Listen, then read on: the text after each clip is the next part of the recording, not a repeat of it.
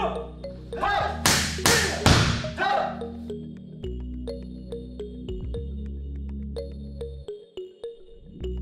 guys, salam olahraga dan sehat selalu. Jumpa lagi dengan saya, Agustinus Sufianto dari channel Mukyoku Ryu. Kali ini kita akan membahas tentang, nah ini dia, sangat menarik sekali.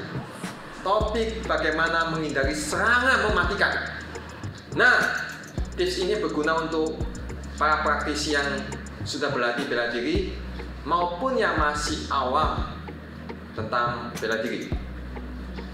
Kadang ya kita pulang dari pekerjaan kita, di tengah jalan tiba-tiba kita diserang oleh orang yang berniat jahat pada kita maupun yang tidak suka pada kita. Kalau kita jalan sendiri juga kadang bisa saja ya, jadi ada orang yang tidak suka tiba-tiba menyerang kita.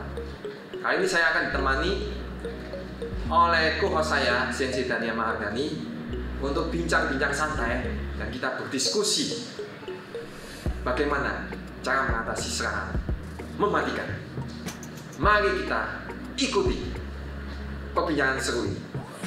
Hai guys, saya Daniel Mahardhani, co-host dari Mukyoku Channel. Hari ini saya bersama Sifu Agustinus, kita sepakat akan membahas atau diskusi tentang apa itu pukulan atau serangan yang mematikan. Tidak hanya sebatas itu, kita juga akan membahas hal yang jauh lebih penting, yaitu bagaimana mengantisipasi pukulan atau serangan mematikan itu sendiri.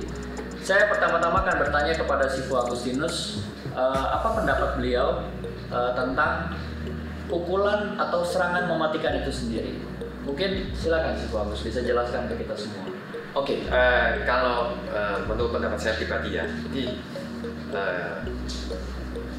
terkadang memang dalam banyak hal itu tidak kita mukul itu tidak sekali aja atau sekali aja langsung orang terkapar. Kadang bisa 2 kali, 3 kali gitu. Ya.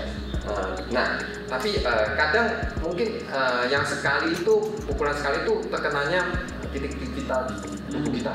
Karena titik vitalnya gitu. Ya, jadi itu yang efek damage-nya lebih besar daripada Ya. titik bagian tubuh kita yang kuat menahan pukulan. Oh. Nah, jadi kebanyakan yang disebut pukulan mematikan memang lebih mengincar bagian-bagian tubuh yang lebih rentan terhadap pukulan. Oh ya. Nah, itu bisa pelipis sini atau bagian dagu belakang sini. Ya. Terus kadang juga kalau sini kena juga mimisan ya. Biasanya mimisan Mengganggu konsentrasi. Kita mau nafas susah. Ya. Itu juga bisa disebut pukulan mematikan walaupun Saya pernah tuh. Iya, pukulan mematikan. Jadi itu lama sekali kan kita mau konsen juga susah gitu. Betul. Fatal. Jadi Ya. isinya sifatnya fatal menurut saya. Fatal. Ya. Belakang kepala ini juga ya. Belakang kepala kalau kena getaran ini fatal. Tapi kadang pukul belakang kepala dan beberapa bela diri dilarang karena fatal. Fatal. Terus leher. Nah, itu lebih vital, lebih rentan terhadap pukulan. Iya. Nah, satu lagi mungkin efeknya tiba-tiba kadang orang tidak sadar gitu ya. Kalau memang kalau bisa diprediksi mungkin orang udah siap. Tapi pukulan mematikan kadang tiba-tiba aja kan dia ke vital gitu. Kita nggak tahu. Tahu kena kita terkapar. Nah, seperti itu. Iya. Pukulan atau serangan mematikan. Nah, kalau memang tidak ada bisa menjamin 100% kepastian ya, misalnya kita nggak tahu gitu ya. Tapi kita harus ready lah, misalnya belajar. Nah, paling nggak ada probabilitas di mana kita siap menghadapi. Walaupun mungkin tidak ada bisa menjamin resiko 100% kita bisa hindari. Yang tidak ada yang tahu. Tapi penting manfaatnya kita belajar supaya kita siap lah paling tidak menghadapi situasi yang tadi. Oke, kalau menurut Sensei Daniel sendiri pukulan mematikan itu seperti apa? Jadi itu dari opini saya sebagai saya pribadi. Jadi kita diskusi santai menurut Sensei Daniel. Ya, terima kasih Sifu. Jadi kalau dari pengalaman dan pandangan saya, jenis pukulan mematikan itu ada 2 jenis ya. Yang pertama karena kapasitas si lawan kita. dia punya pukulan bobot serangan yang memang mematikan. Oh iya. Ya, itu yang pertama. Yang kedua, yang tadi seperti Sifu jelaskan, kita ada titik vital ya, khususnya di bagian atas. Makanya kadang orang nggak terlatih pun mukul pasti ngincarnya bagian atas nih kan Sifu. Karena di sini banyak titik lemah di kepala, leher ya kan. Betul. Itu yang paling utama sih. Jadi itu pendapat saya. Ya, ada dua tipe. Yang pertama itu bobot serangannya yang menyerang ini memang punya bobot pukulan yang mematikan, atau memang pukulan itu jatuh ke antara titik vital kita. Iya, Seperti itu sih Bu. makanya banyak gerakan bela diri melindungi area kepala, bagian vital gitu, khususnya di bagian atas. Kita udah bahas tentang pukulan serangan mematikan, tapi alangkah pentingnya kita membahas bagaimana mengantisipasinya. Saya yakin dan percaya Sifu Agustinus punya metode atau punya tips bagaimana teman-teman di pemirsa bisa belajar bagaimana cara mengantisipasi serangan atau pukulan mematikan dengan teknik yang paling simple namun efektif. Kita saksikan. Kira-kira Sifu berkenan peragakan kita semua ya Sifu? Ya, kita lihat bagaimana ya caranya. Jadi yang simple dan efektif untuk mengantisipasi. Oke, siap. Nah, tadi itu kita lihat ya guys, jenis pukulan yang kadang sering dipakai di jalan itu tiba-tiba ya sucker punch. Kadang ada yang sambil loncat, kadang yang tiba-tiba gini. Karena tiba-tiba kadang orang nggak antisipasi ya. Biasanya kena rahang di sini atau di kepala belakang sini. Jadi kalau momentum besar ini nambah power. Kalau kita tidak antisipasi dengan cepat itu langsung kena, kita bisa KO. Nah, tadi teknik yang saya pakai, teknik counter, kadang kita nggak sempat gitu karena saking cepat. Teknik counter cukup angkat siku gitu kan, angkat siku ini kita cepat gitu ya, siku. Nah, sebenarnya ini bagian elbow ini sangat tajam, jadi kita nggak cuma terima gini aja dipukul gitu, tapi bisa buat serang di sini ya, sambil maju atau sambil mencuat keluar elbownya. Satu untuk counter, satunya untuk strike. Jadi kalau ada kesempatan dia makin dekat, itu bisa bagian untuk strike ini, elbow untuk strike bisa kena rahang dia atau leher dia, ya leher dia. Jadi kalau dia saker gini sambil maju, kemungkinan kena elbownya semakin besar. Elbow untuk strike-nya. Nah ini teknik di Pajijen Kungfu yang saya pelajari itu ada. Jadi elbow satu untuk counter, elbow satunya untuk strike. Jadi daripada kita untuk gini, mending kita seperti ini, serang gitu tiba-tiba. Hop, seperti itu.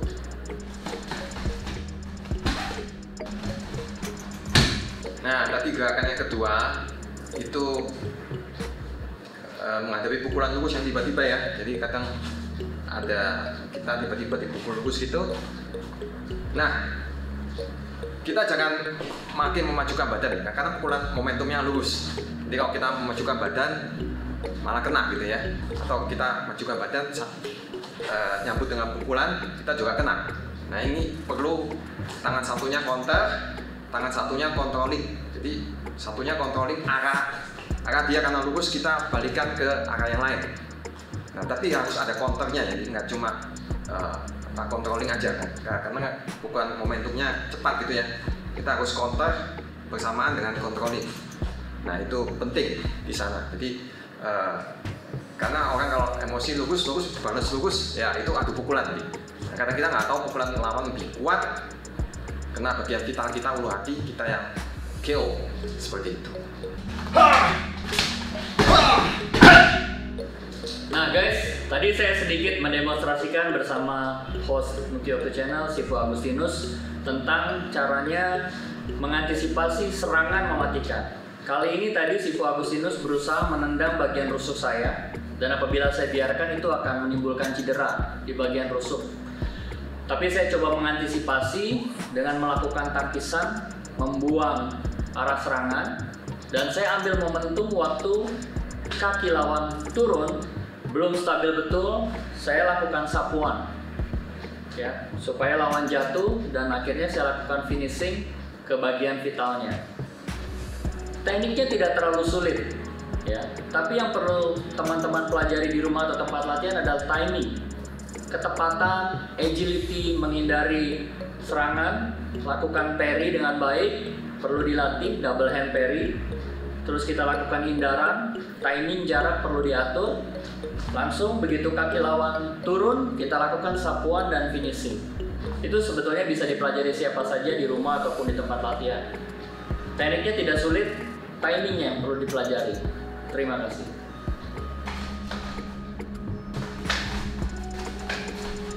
Ya, itu guys. Di set yang kedua, Sifu Agustinus mencoba tendangan lurus ke arah bagian vital saya, ulu hati atau groin, kemaluan. Kalau saya biarkan, itu akan berdampak fatal buat tubuh saya. Saya lakukan antisipasi dengan intercept. Saya putar bodi saya sedemikian rupa untuk mendapatkan momentum saya bisa tangkap kakinya dan lakukan counter attack.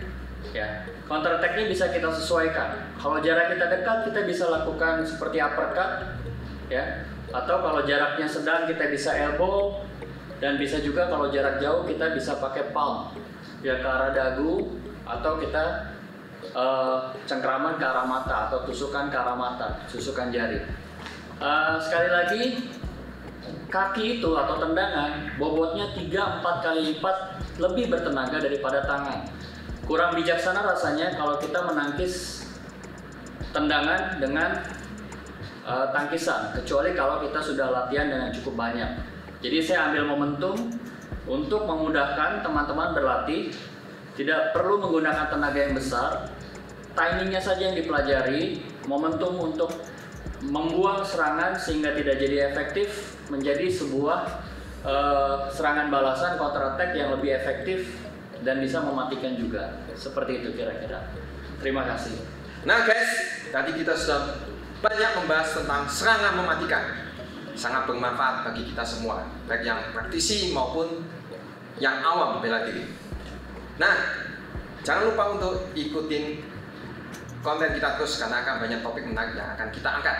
Tadi saya sudah mendemonstrasikan bagaimana mengatasi pukulan mematikan, dan Shin juga sudah mendemonstrasikan bagaimana mengatasi tendangan mematikan. Nah, konten seperti ini akan lebih banyak dibahas dan banyak video menarik yang akan bisa ditonton oleh teman-teman semua. Ya, nah guys, tidak hanya di sebatas teknik, tapi juga prinsip-prinsip yang terkandung di dalamnya. Teman-teman perlu berlatih dan berlatih baik di rumah maupun di tempat latihan. Tidak hanya sebatas bagaimana membentuk pukulan atau serangan itu menjadi sebuah serangan yang mematikan, tapi jauh lebih penting bagaimana caranya untuk mengantisipasi serangan mematikan tersebut. Bagi teman-teman yang punya pertanyaan, silakan isi di kolom komen supaya kami berdua bisa membantu menjawab sesuai kapasitas kami.